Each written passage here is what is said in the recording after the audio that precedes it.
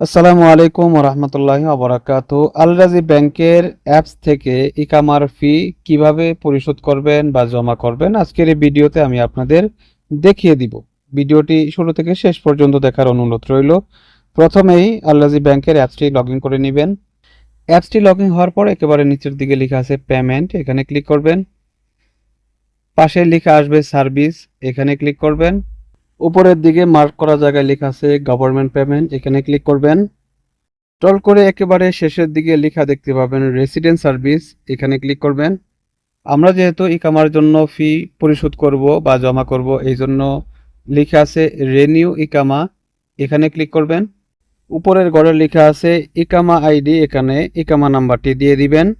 নিচে লেখা আছে ইকামা ডিডাকশন, এখানে ক্লিক করবেন। আপনি যে কয়েক মাসের জন্য ইকামাটা নবায়ন করতে যাচ্ছেন সেটা এখানে সিলেক্ট করে দিবেন। নিচে লেখা আছে কনফার্ম, এখানে ক্লিক করে দিবেন।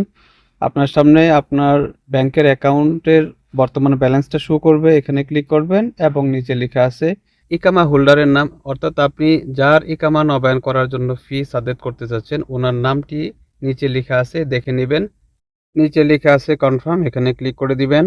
আপনার মোবাইল নাম্বারে একটা ওটিপি আসবে, সেই ওটিপিটা দিয়ে দিবেন, সাথে সাথে আপনার ইকামার টাকাটা জমা হয়ে যাবে।